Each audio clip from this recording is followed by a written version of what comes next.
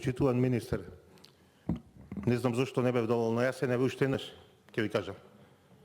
Министерката од редовите на Социјалдемократскиот сојуз Нина Ангеловска доби допис од Државна изборна комисија дека може и дека не е противзаконски да го потпиши законот за задолжување на Република Македонија од 90 милиони евра за справување со COVID-19, итно справување.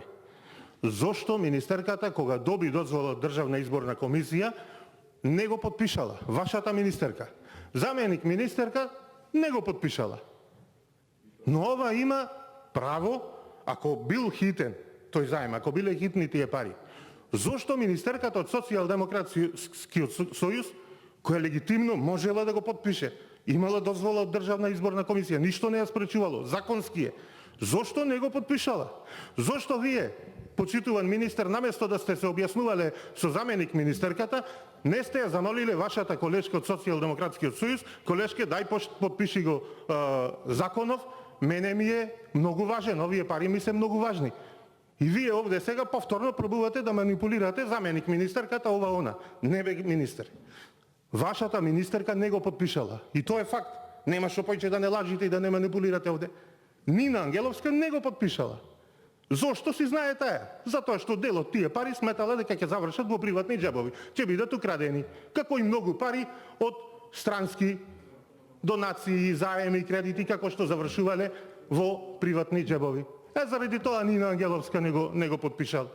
Оти ние го видовме законот, жабе вие овде ни објаснувате во законот, никаде и ништо не пишува зошто ќе бидат трошени парите. И еве убаво и сега и денеска објаснете ни.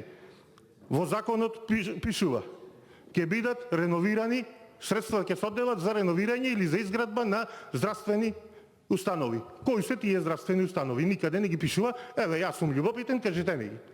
Кои се тие здравствени установи? За набавка на медицинска опрема. Која е таа медицинска опрема? За едукација на персоналот, на вработените, за да работат со медицински отпад. Дај ви се молам, до кога со крадењето на пари преку тие обуки? Па уште не се срамите овде да кажете, не ги потпишувал.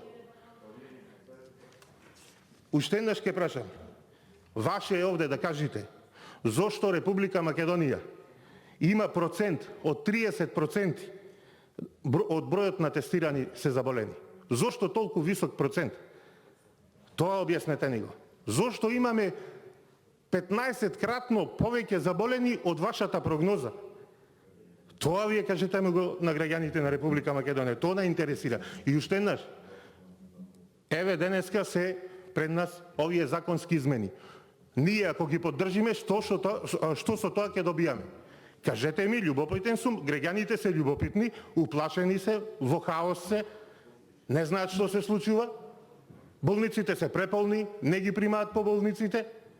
Кажете ни, што ќе се случи ако ги поддржиме овие законски измени? Колку во проценти ќе се намали бројот на заболени, ќе се намали бројот на смртни случаи? Тоа вие кажете ни. Ви благодарам. Има збор министер